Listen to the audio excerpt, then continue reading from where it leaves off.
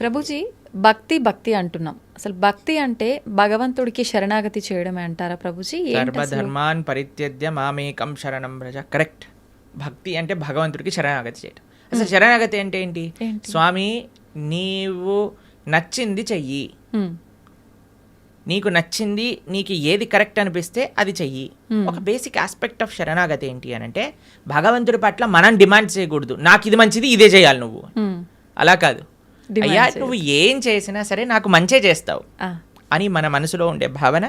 అవశ్య రక్షివో కృష్ణ, నువ్వు తప్పకుండా నన్ను రక్షిస్తావు స్వామి, నువ్వేం చేసినా కరెక్టే చేస్తావు, కాబట్టి నువ్వు నచ్చింది చెయ్యి తండ్రి అని ఫస్ట్ అన్నిటికంటే బేసిక్ విషయం చెప్తున్న శరణాగతిలో. కనీసం ఇది భగవంతుడి దగ్గర అనగలగాలి. కానీ భగవంతుడి దగ్గరికి ఇప్పుడు పూజలు, వ్రతాలు, నోములన్నీ స్టార్ట్ అయిపోతున్నాయి కదా. ఈ నోములో ఇది చేస్తే నాకు ఈ ఫలితం వస్తుంది, ఏ నోము చేస్తే నాకు ఏ ఫలితం వస్తుంది, ఈ స్తోత్రం చదివితే నాకు ఇది అవుతుంది, ఆ పూజ చేస్తే నాకు అది అవుతుంది, ఇన్ని వారాలు ఇది చేస్తే నాకు ఇది అయిపోతుంది. సారీ సార్, ఇది భక్తి కాదు, ఇది కేవలం పూజ, ఆరాధన కాదు. పూజ చేస్తే పుణ్యం వస్తుంది, ఆరాధన చేస్తే భగవంతుడి యొక్క కృప, భగవంతుడి పట్ల ప్రేమ పెరుగుతుందన్నమాట.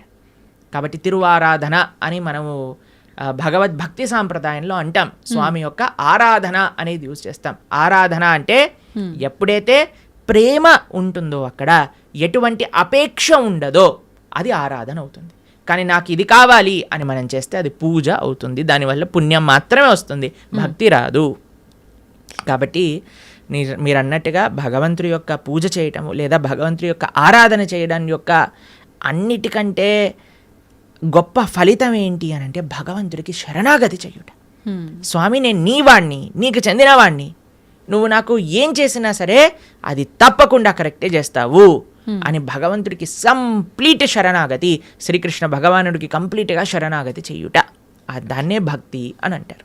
చాలా కరెక్ట్గా చెప్పారు మీరు. ఆ భావన చాలా శ్రేష్టమైన భావన, అందరూ అలవర్చుకోవాల్సిన భావన. ప్రభుజీ, ఒక జీవి ముక్తి పొందాలి అంటే మీరు చెప్పినట్టుగా భగవంతుడికి శరణాగతి చేస్తే ముక్తి పొందొచ్చు అంటారా? అదే మార్గం భగవంతుడి దగ్గరికి వెళ్ళడానికి, భగవంతుడి యొక్క సేవ చేయడానికి మార్గమే భక్తి శరణాగతి. ఇంకే మార్గం లేదు. భగవంతుని చేరుకోవడానికి అన్నిటికంటే ఈజియెస్ట్ మార్గం, అన్నిటికంటే బెస్ట్ మార్గం ఏదన్నా ఉంటే అది భక్తియే. ఆ భక్తి తప్ప సమాశ్రితాయై పదపల్లవప్లవం మహత్పదం పుణ్య యశోమురారే భవాంబుదిర్వత్స పదం పరం పదం పదం పదం యద్విపదాం నతేషాం అని అంటారు. సమాశ్రితాయై అంటే శరణాగతి చేయటం. ఎవరైతే భగవంతుడి యొక్క శ్రీచరణాలను ఆశ్రయిస్తారో అటువంటి వాడికి ఏమవుతుందట, ఇంత పెద్ద సంసార సాగరం అంటాం కదండి, సంసార సాగరంలో కొట్టి ముట్టాడుతున్నాం అంటారు కదా, ఆ సంసార సాగరం ఎంత అయిపోతుందట అంటే, ఒక గోవు దూడ పాదం ఉంటుంది కదండి, దూడ కానీ బుడదలో పాదం పెట్టింది అనుకోండి, ఇంత చిన్న హోల్ అవుతుంది, దాంట్లో ఎంత నీళ్లు ఉంటాయి? తక్కువగా ఉంటాయి. అన్ని నీళ్ళు అయిపోతుందంటే ఈ సంసార సాగరం మొత్తం ఎవరైతే భగవంతుడికి శరణాగతి చేస్తారు. అంత నీటిని ఎంత సులభంగా దాటొచ్చండి, ఒక పాదం పెడితే సరిపోతుంది, దాటి అంతే. అలా సంసారాన్ని దాటేయచ్చట ఎవరైతే భగవంతుడి యొక్క పాదాలకు శరణాగతి చేస్తారు. కాబట్టి ముక్తి కావాలి, భగవంతుడి దగ్గరికి వెళ్ళి భగవంతుడి యొక్క సేవ చేసుకోవాలి అని అనుకున్న వాళ్ళకి ఏకైక మార్గం ఏమిటి అని అంటే అది భక్తి శరణాగతి మాత్రమే, ఇంకా ఏ మార్గము పని చెయ్యదు. ఓకే ప్రభుజీ, మోక్షం అంటుంటాం, ముక్తి మోక్షం ఒకటేనా? ఇవి రెండు కూడా భగవంతుని చేరుకోవడాన్నే ముక్తి మోక్షం అని అంటారా? ఎస్, ముక్తి మోక్షము అని అంటే చాలా మందికి ఒక మిస్కన్సెప్షన్ ఏముంటుంది అని అంటే భగవంతుల్లోకి వెళ్ళి కలిసిపోవటము అని అనుకుంటారు, ఐక్యం అయిపోవటము అని అంటారు. చాలా మంది ఈ మాట వాడుతూ ఉంటారు అనమాట. ఐక్యం అయిపోవాలి భగవంతుడి లోపల. మనం ఏమి భగవంతుడి లోపల ఐక్యం అవ్వడానికి పుట్టలేదండి. జీవులం అందరూ కూడా జీవేర స్వరూప హోయ్ కృష్ణేర నిత్య దాస్, మనందరం కూడా భగవంతుడి యొక్క సేవ చేయడానికి ఉన్నాం.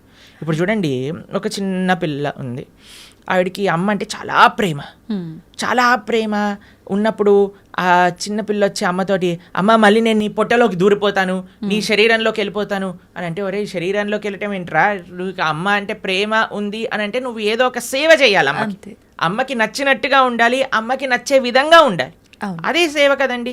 అమ్మ పొట్టలోకి వెళ్ళిపోవటం ప్రేమనా లేదా అమ్మకి నచ్చే పనులు చేయటం ప్రేమనా? నచ్చే పని చేయటం. కాబట్టి భగవంతుడి యొక్క భక్తి, భగవంతుడి ముక్తి అని అంటే భగవంతుడు లోపలికి వెళ్ళిపోవాలి అని కోరుకోవటం కాదు, భగవంతుణ్ణే అయిపోవాలి అని చాలా మంది అనుకుంటూ ఉంటారు అనమాట. కానీ అది కాదండి ముక్తి అంటే. ముక్తి అంటే భగవంతుడి యొక్క సేవ చేయటం. భగవంతుడి యొక్క సేవ కాదు, భగవంతుడి యొక్క భక్తుల యొక్క సేవ, భగవంతుడి యొక్క భక్తుల యొక్క సేవ కాదు, భగవంతుడి యొక్క భక్తుల యొక్క భక్తుల యొక్క సేవ. భగవంతుడి యొక్క భక్తుల యొక్క భక్తుల యొక్క సేవ కాదు, భగవంతుడి యొక్క భక్తుల యొక్క భక్తుల యొక్క భక్తుల యొక్క సేవ. దాసానుదాసో తవ పాదేయిక మూలం, ఇది ముక్తి అని అంటే. మనం చాలా మందికి ప్రశ్న, ఒకవేళ మనకి ముక్తి వచ్చేసింది అనుకోండి, భగవంతుడి దగ్గరికి వెళ్ళిపోవాలి, ఏం చేస్తాము? సేవ చేసుకుంటాం. ఎస్, సేవ చెయ్యాలి అనే వాళ్ళకే అక్కడికి అలౌడ్ ఉంటుంది, లేకపోతే అలౌడ్ ఉండదు అనమాట. నేను కూడా మీరు వైకుంఠానికి ఎందుకు వెళ్తున్నారండి అని వీసా స్టాంపింగ్ వాళ్ళు అడిగారు అనుకోండి, ఏం లేదండి మేము కొద్దిగా మాకు వైకుంఠం చూసి రావాలని ఉంది అనుకోండి, రిజెక్ట్ అనేసిస్తారు. టూరిస్ట్గా వెళ్ళలేం మనం వైకుంఠానికి, పర్మనెంట్ రెసిడెంట్గానే వాళ్ళు వీసా ఇస్తారు. ఆ పర్మనెంట్ రెసిడెంట్లో కూడా పర్మనెంట్ ఎంప్లాయ్మెంట్ ఉంటుంది అన్నమాట మనకి భగవంతుడి యొక్క సర్వీస్. ఎవరైతే ఎంజాయ్మెంట్ మెంటాలిటీ ఉంటుందో వాళ్ళకి పరలోకానికి ఎలౌడే ఉండదు. ఎవరైతే సేవాభావనలో ఉంటారో వాళ్ళకి మాత్రమే భగవంతుడి దగ్గరికి ఎలౌడ్ ఉంటుంది. ప్రభుజీ, జీవాత్మ అంటుంటారు, జీవుడు జీవాత్మ రెండు ఒకటేనా, వేరు వేరంటారా? ఎస్, మనకి 3 రకాల శరీరములు ఉంటాయి. ఇప్పుడు మీరు చూసే దాన్ని స్థూల శరీరము అని అంటారు. అంటే చర్మము, బ్లడ్, బోన్స్ వీటన్నిటితో ఉండే స్థూల శరీరం అంటారు. దీంట్ లోపల సూక్ష్మ శరీరం అని ఉంటుంది. మన బుద్ధి అహంకారములతో స్థూల శరీరం ఉంటుందన్నమాట. దాని లోపల స్థూల శరీరం, సూక్ష్మ శరీరం, దాని లోపల మనకి కారణ శరీరము అని అంటారు. దాన్ని ఆత్మ, జీవాత్మ అని అంటారు. ఇప్పుడు చూడండి, ఫర్ ఎగ్జాంపుల్ ఇప్పుడే నేను స్టూడియోకి వస్తుంటే ఒకళ్ళు వెళ్ళిపోయారు, ఆయన పక్కన నుంచి ఇలా తీసుకెళ్తూ ఉన్నారనమాట. సపోజ్ పలానా వ్యక్తి వెళ్ళిపోయారండి అని అంటారు. వెళ్ళిపోయారు అని అంటే ఇక్కడే కదండి మన ముందే కనిపిస్తున్నారు కదా. మరి వెళ్ళిపోయారు అని ఏం వెళ్ళిపోయింది? ఆత్మ. ఇదే బేసిక్ అండర్స్టాండింగ్. కానీ ఎంతమందికి ఈ విషయం గురించి, అరే ఆత్మ వేరు శరీరం వేరు అని మనం గుర్తించేసామనుకోండి, ఈ శరీరం పైన అంత ఇన్వెస్ట్మెంట్ ఎందుకు చేస్తాం చెప్పండి? అస్సలు ఎవరైనా అద్దెల్ని అలంకరించుకుంటారా? మీకు ఈ స్టూడియో అంటే జస్ట్ రెంట్కే ఇచ్చారంటే మీరు ఒక 1 కోటి రూపాయలు పెట్టి దీన్ని రీమోడిఫికేషన్ చేస్తారా?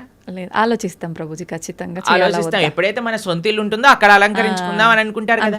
కానీ మనందరం చేసే పని ఏంటి? ఇది తెలుసు, అదే ఈ శరీరము పర్మనెంట్ కాదు, అయినా సరే మనం ఈ శరీర పోషణలో ఉన్నాం. కానీ శరీర పోషణలో ఉండద్దు అని చెప్పట్లేదండి, కానీ ముఖ్యమైన ఆత్మని మర్చిపోరాదు. అది అన్నిటికంటే ముఖ్యం. జీవాత్మ మనము అని అంటే, ఇప్పుడు చూడండి, ఇది నా చెయ్యి అంటాం, నా చెయ్యి, నా షర్ట్, నా వాచ్, నా తల, నా కళ్ళు. మరి నువ్వెవరు? నా నా నా నా అంటున్నావు కదా, మరి నువ్వెవరు అని కానీ మనం ప్రశ్న చేసుకుంటే మనకు తెలుస్తుంది, మనం ఈ శరీరం కాదు. శరీరం అయితే మరి ఆ వ్యక్తి అలానే ఉన్నాడు కదా, వెళ్ళిపోయారు అని ఎందుకు అంటున్నారు? జీవులం మనం, మనందరం కూడా ఆత్మ, అంటే జీవాత్మ అంటారు. కేవలం ఈ 3 కాదండి, ఇంకొక ఆయన కూడా మన శరీరంలో ఉన్నారు, ఆయన పరమాత్మ.